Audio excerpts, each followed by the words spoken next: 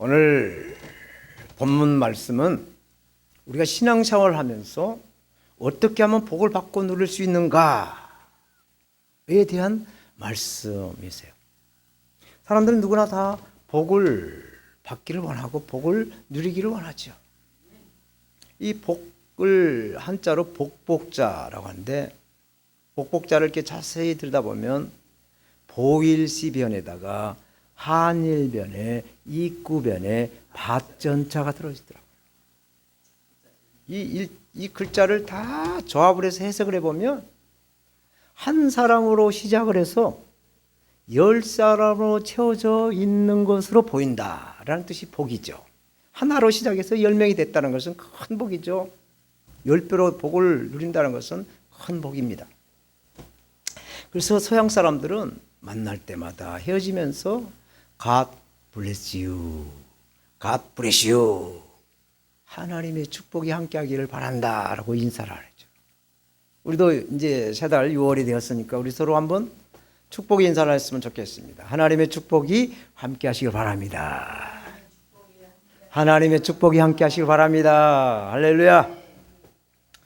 이 로마서 12장 이제 오늘 마지막 12장을 끝내는데, 이 로마서 12장은 예수 그리스도를 믿는 성도들의 삶에 대해서 이 교회 생활에서 하나님께 받은 그 은사를 어떻게 사용하는가, 지혜롭게 사용하라 라고 말씀을 하죠. 꼭 예언의 은사를 받았으면 믿음의 분수대로, 구제하는 자는 성실함으로, 다스리는 자는 부지런함으로, 또 긍휼을 베푸는 자는 아이고 아까워가 아니라 즐거움으로 이렇게 긍휼을 베풀라.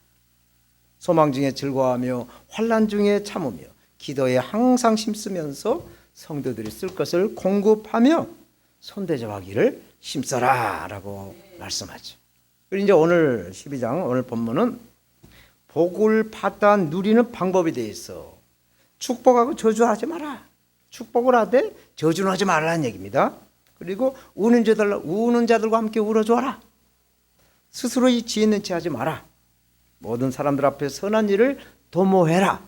그리고 마지막으로 모든 사람들과 함께 평화하라 라고 말씀하죠. 이렇게 명령형으로 하라 말라 하라, 이렇게 명령형으로 상황화, 조화를 이루어가라 말씀을 하고 있어요.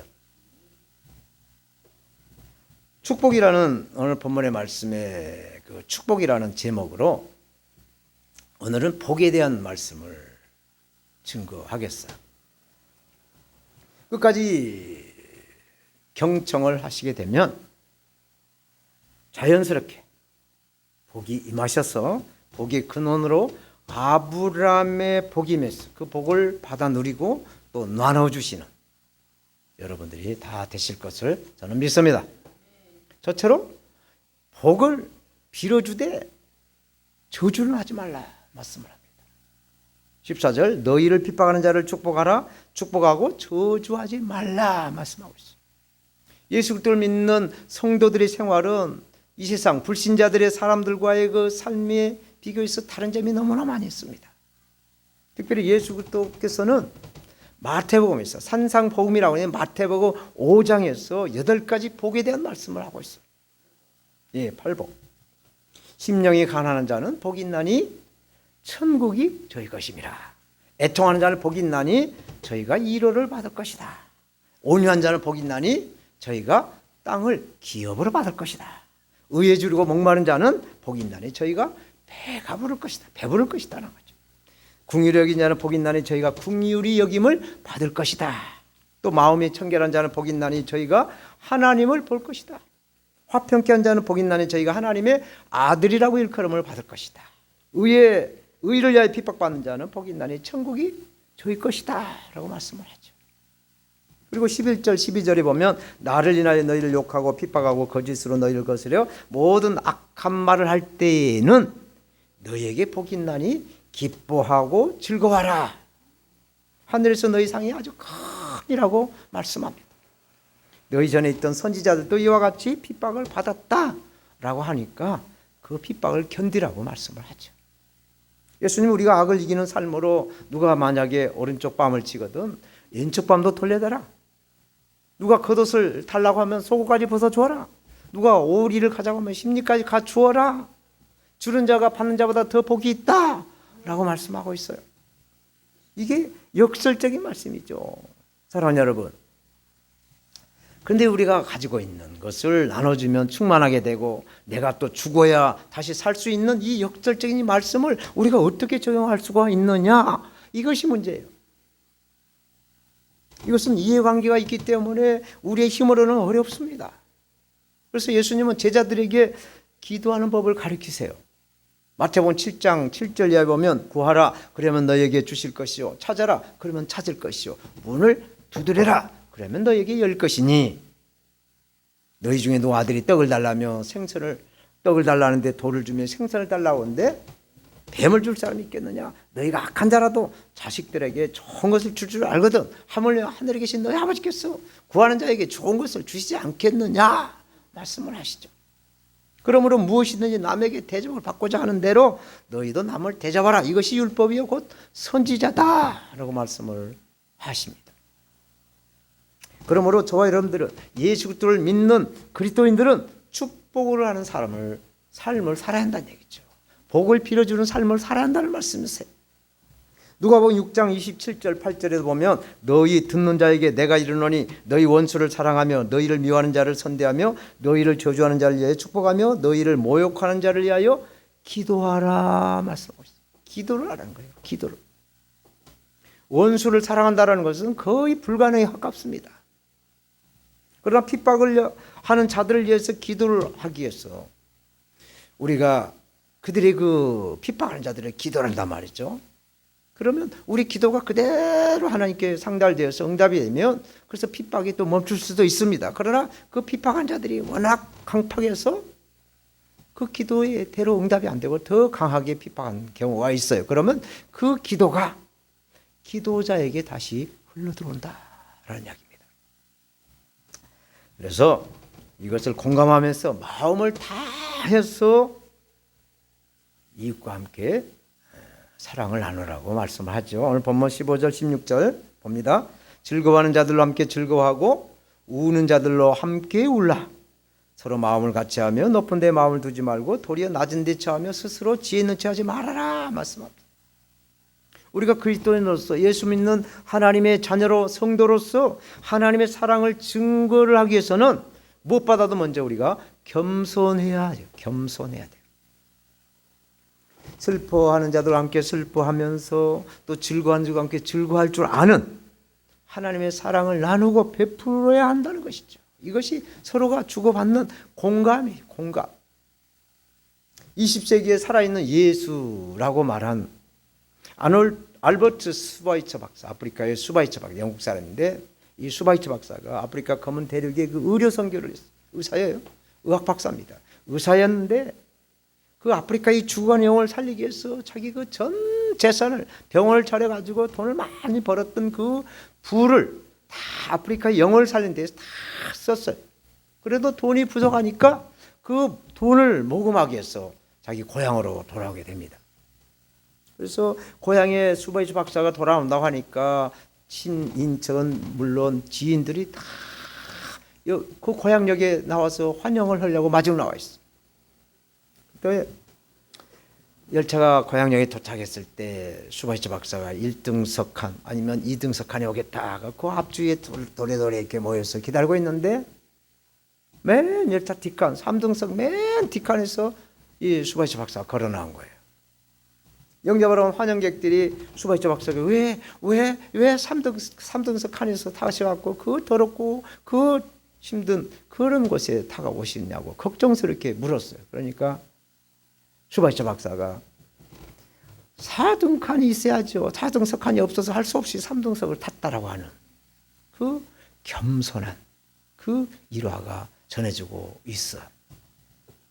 이렇게 겸손한 자가 존경을 받는다라는 이야기예요. 물은 항상 높은 데로 흘러갑니까? 낮은 데로 내려가는 거예요. 깊은 데로 흘러가는 겁니다. 그래서 낮아지고 겸손한 자에게 하나님의 축복과 사랑이 모여지게 되어 있어요. 혹시나 우리에게 교만이 있다라고 한다면 이 시간 송두리째 예수 이름으로 뽑아내야 될 줄 믿습니다. 성령의 불로 태워버려야 될 줄로 믿습니다. 아멘. 빌립보 2장 3절에도 보면 아무 일이든지 다툼이나 허영으로 하지 말고 오직 겸손한 마음으로 각각 남을 자기보다 낮게 여겨라 말씀을 하죠. 악으로 악을 절대 이길 수가 없어요. 오직 예수 그리스도의 사랑만이 악을 물리칠 수가 있습니다. 우리는 악을 악으로 갚지 말고 모든 일에 선을 행해야 한다라는 것이죠. 오늘 보면 선을 행하라고 말씀하고 있어요. 이웃을 내 마음과 같이 사랑한다는 것은 정말 힘이 들어요. 어렵습니다.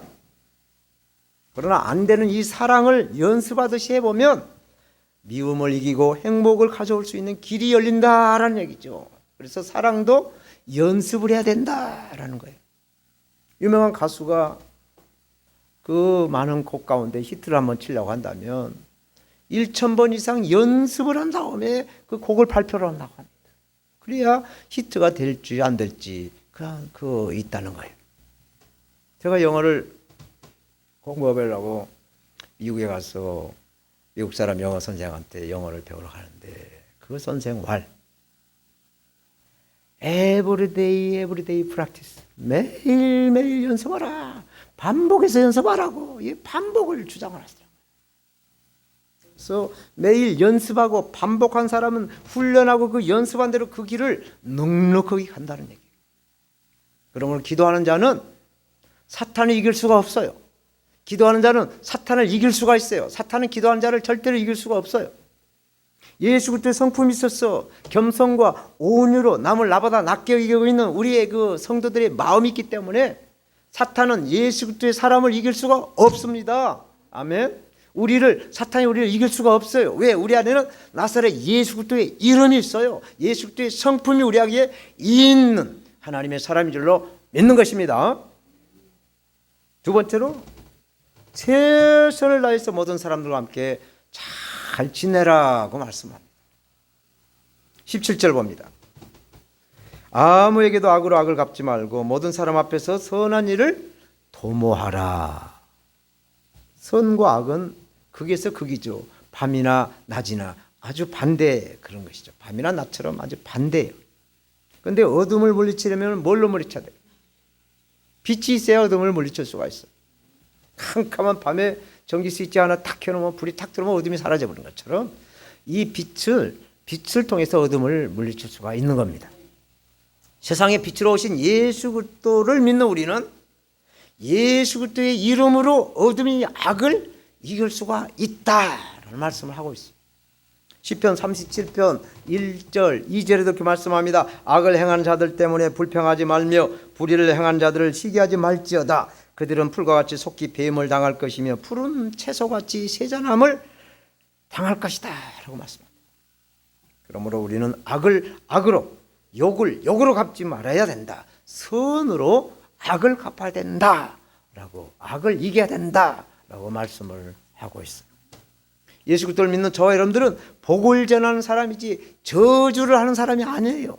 손가락질하면서 저거 망할 사람이라고 저주해서는 안 된다는 말씀을 합니다. 왜? 모든 사람들이 다 악해 보여도 복 받으세요. 복 받으세요. 축복을 해야 한다는 거예요. 복을 빌어줘야 한다는 것이죠. 심는 대로 거둔다는 말처럼 복도 복 받을 사람을 복을 받아요. 아무나 복 받지 않더라고요. 제가 보니까 복 받을 일을 해야 복을 받더라고요.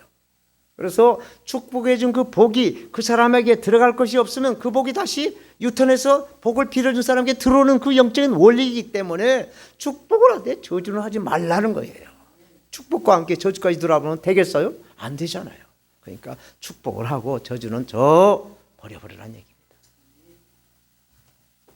시편에 보면 다윗도 1편에 복에 대한 말씀을 하죠. 1편 1절 2절 복 있는 사람은 악인의 길을 쫓지 아니하며 지인의 길에 서지 아니하며 오만한 자리에 앉지 아니하고 오직 여호와의 율법을 즐거워하며 그 율법을 주야로 묵상하는 자다 말씀하고 있어요.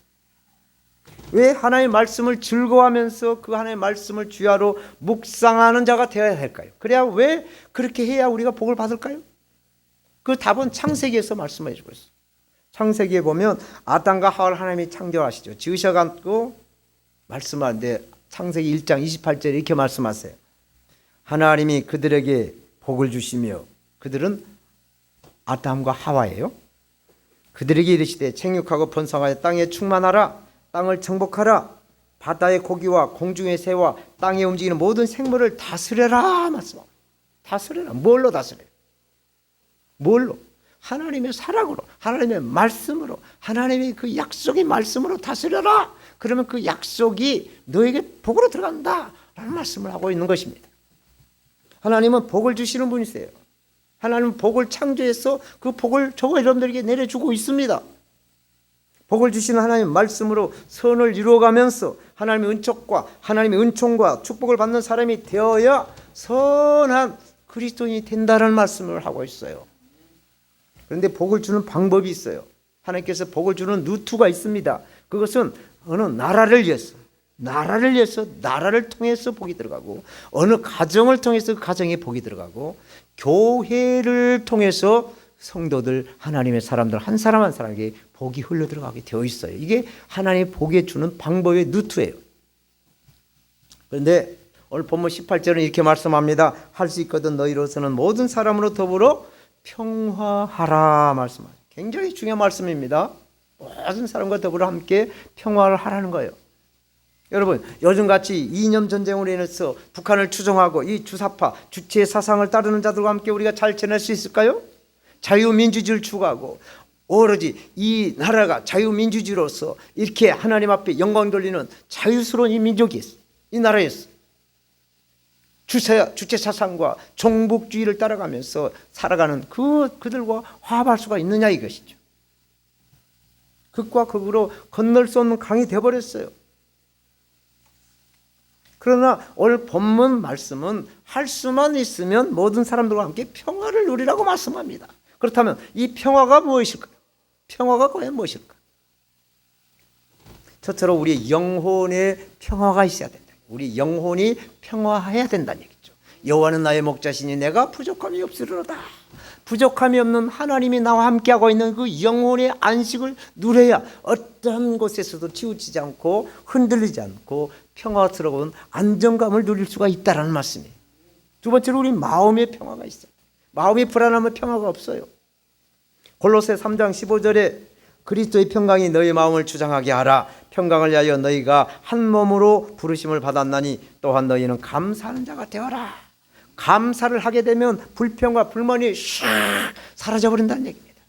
늘 그래서 우리는 항상 기뻐하고 항상 감사하라고 말씀하죠. 실제로 오늘 본문에는 모든 사람과 함께 화목하게 지내는 것이 평화다라고 말씀합니다. 모든 사람과 함께 평화롭게 지내야죠. 그래야 적이 없어서 밤에 잠을 잘 때도 다리를 쭉 뻗고 편안하게 자죠. 옛날에 말 있잖아요. 두들 팬 사람은 잠을 못 자도 맞은 사람 편하게 잔다고. 적이 없기 때문에 그렇습니다. 그래서 모든 사람들과 함께 평화를 누려야 우리가 이 평화를 언제나 평화를 누릴 수가 있다는 말씀입니다. 하나님의 은혜와 평화가 우리의 모든 삶에 임하셔야 우리가 보복을 저주를 하지 않고 사랑의 법으로 평화롭게 잘 지낼 수가 있습니다. 그리고 모든 것을 하나님께 맡기라는 거예요. 19절 내 사랑하는 자들아 너희가 친히 원수를 갚지 말고 진노하심에 맡겨라. 기록되었을 때 원수 갚는 것이 내게 있으니 내가 갚으리라고 주께서 말씀하시니라. 말씀합니다. 하나님께 맡겼어요. 우리가 어떻게 나가서 어떻게 할 수도 없어요. 하나님 주여 불쌍히 여기달라고. 저 북한의 김씨 3대 세습을 하나님 고발하오니 하나님께서 책임져 주시고 해결해 주시라고 하나님께 맡기는 것밖에 없어요. 하나님의 진노는 관대하거나 또 이렇게 감정적으로 이렇게 냉혹하지가 않아요. 항상 절대로 공정하세요. 하나님. 그러면 하나님의 심판의 권위는 하나님께만 속해 있어요. 사람들이 원수를 갚는다라고 이렇게 보복을 하는 거 있잖아요. 조직 깡패들, 양아치들이 막 보복을 하는 걸 가끔 뉴스를 보는데 이 보복을 하는 것은 하나님의 주권의 그 영역을 침범하는 거예요. 그러므로 하나님께 모든 것을 다 맡기고 하나님 뜻대로 그 삶을 살아가야 된다는 것이 참된 그리스도인 성도의 길이라고 말씀을 하고 있습니다. 기록된 말씀은 신명기 32장 35절 말씀에 기록된 말씀이 보수는 내 것이라. 그들이 실족할 그때에 갚으리로다. 그들의 환난 날이 가까우니 당할 그 일이 속히 임하리로다. 이 말씀의 배경은 이 적들이 이스라엘 백성들을 농락하고 이 농락해 보니까 그냥 막 그것을 보고 기뻐하면 하나님의 백성들이 그 원수를 하나님께서 직접 갚아주시겠다라는 말씀을 하는 겁니다.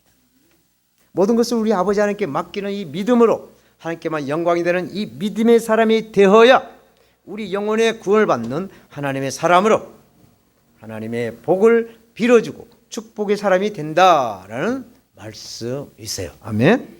이제 마지막으로 악에게 지지 말고 선으로 악을 이겨라 말씀하고 있어요. 20절 내 원수가 줄이거든 먹이우고 목마르거든 마시우라. 그리함으로 내가 숯불을 그 머리에 쌓아놓으리라. 숯불을 그 머리에 쌓아놓으라는 거예요. 원수가 굶주리고 공경에 처했을 때 선행을 베풀라는 말씀입니다. 신명기의 이 맷돌, 신명기에 보면 이스라엘 백성들에게 서로가 이렇게 급전이 필요하고 이렇게 뭐가 필요할 때 이 맷돌이나 이 겉옷은 절대로 저당 잡지 말라. 전당포에 저당을 잡지 말라는 거예요. 왜? 맷돌이 있어야 그때 그 끼니 해결해서 뭘 곡식을 갈아가지고 먹을 수가 있기 때문에 그렇습니다. 또 옷도 사막의 기후의 밤은 겨울이나 마찬가지. 이 이불이에요, 이불.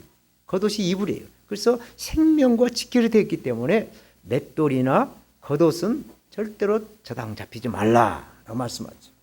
그래서 하나님은 소외계층, 하루 벌어서 하루 먹는 그 노동자들의 그 노동 임금을 그 일당을 떼먹는 사업자는 하나님이 반드시 삭칠해가지고 처벌한다는 사실입니다. 객과 과와 나그네와 같은 소외계층을 괴롭히는 악덕 사업자들은 하나님이 차까지 찾아가서 심판하시는 하나님, 정의의 하나님이시라는 걸 알아야 돼요. 숯불은 회개의 불을 뜻해요. 마음의 불을 뜻한다는 거예요. 숯불이. 그래서 숯불을 싼다는 것은 은혜를 베푼다라는 얘기예요. 원수에게 은혜를 베풀어 줌으로써 이 원수가 자신의 행동에 부끄러움을 깨닫고 느끼고 회개할 수 있는 기회를 준다라는 말씀을 하고 있어요.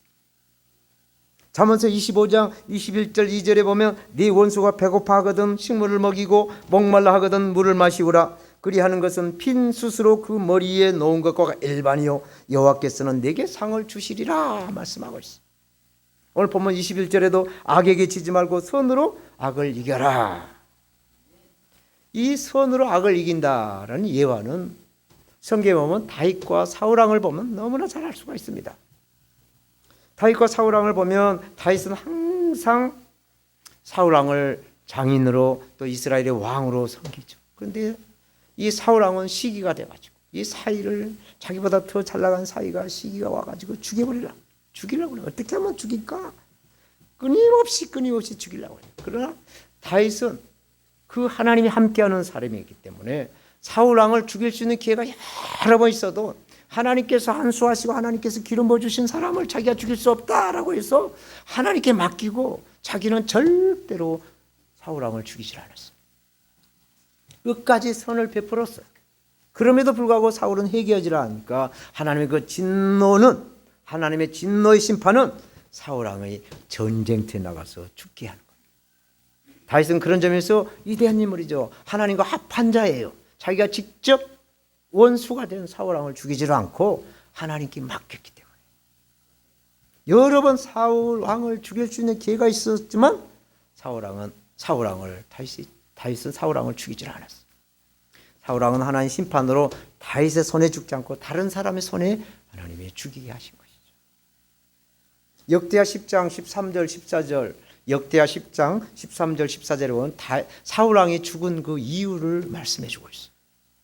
사울의 죽은 것은 여호와께 범죄하였습니다. 죄를 졌다는 얘기예요.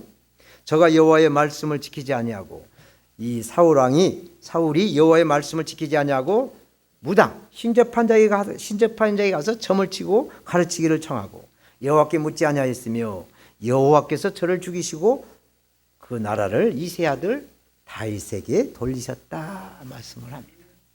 하나님께 묻지 않고 무당에 가서 점을 쳐가면서 무당의 그 우상을 섬기냐 하나님께서 진노하신 거죠. 그래서 사울왕을 죽이셨다라고 말씀합니다. 우리는 우리의 행위로 구원을 받지 않습니다. 오직 주님의 은혜로, 오직 믿음으로 말미암아 우리는 구원을 받습니다. 구원받은 사람은 하나님의 사랑과 예수 그리스도의 은혜가 성령의 임재를 통해서 마음을 꽉 채워지는 거예요. 마음이 항상 기쁨과 감사와 겸손과 온유가 채워지는 거예요. 그러므로 악을 악으로 갚지 아니하고 선이신 예수 그리스도의 말씀으로 악을 이겨야 될 줄로 우리는 믿습니다. 기도를 하면 응답하지 않는 것이 아니에요. 제가 수요 성도들마다 매번 오실 때마다 이렇게 계속 2번, 3번 반복해서 기도하고 우리 선교사님 위해서 또 이렇게 교회에서 계속 반복적으로 기도해요. 근데 응답이 없는 것 같아요. 그렇지만 기도에 응답이 없는 것이 아니라 가랑비에 이슬비에 옷이 젖는 것처럼 낙수물에 바위가 구멍이 뚫리는 것처럼 서서히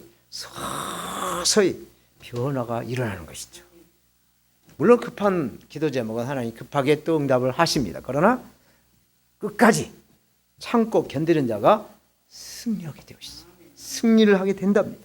그래서 끝까지 남은 자 그루터기로 믿음의 자라서 하나님께 축복을 받고 그 축복을 주는, 복을 빌어주는 영광이 우리에게 있어야 될 줄 믿습니다. 이제 말씀을, 오늘 본문에 대한 말씀의 결론을 맺겠어요. 세상에서 성공하는 사람들이 사용하는 그 말, 언어의 절반은 칭찬이라는 거예요. 칭찬. 칭찬은 고래도 춤추게 한다고. 칭찬을 많이 한 사람들이 주로 성공을 많이 한다. 또 행복하게 살아가는 사람들이 사용할 말의 절반이 감사라고 하죠. 감사가 많은 사람들이 행복하다는 얘기죠.